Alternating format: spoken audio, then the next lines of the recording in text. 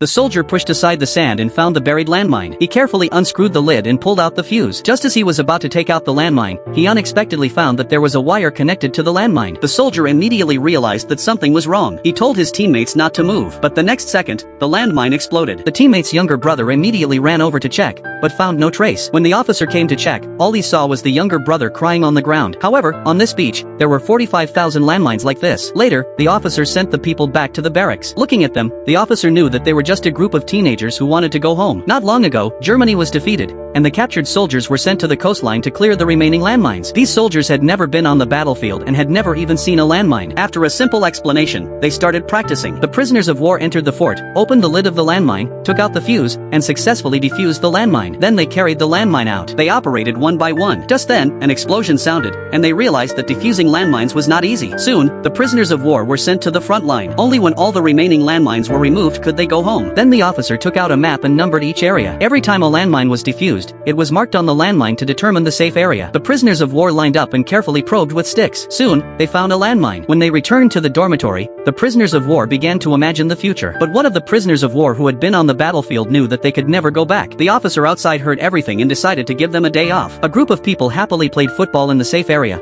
but an explosion broke the momentary peace. The officer called the prisoner in charge of this area and then threw the ball in his hand out. He made the prisoner fetch the ball like a dog and then made the prisoner kneel on the ground and bark like a dog. He didn't want any problems to occur in the safety work of the safe area, so the officer ordered the prisoners of war to stand in a row hand in hand and search forward, intending to use their lives to defuse the landmines. The soldiers behind forced them to walk round and round. Fortunately, no explosion occurred. Soon, 3 months passed, and all the landmines on the beach were defused. The prisoners of war carried all the abandoned landmines onto the truck. Just as they thought the task was about to be completed and they were imagining their lives after going home, an explosion caught the attention of others. When they rushed over, all they saw was a pile of ruins. Only 4 people were left in the landmine clearing team. The officer sent them onto the truck. They thought they could finally go home, but unexpectedly, they were sent to another minefield.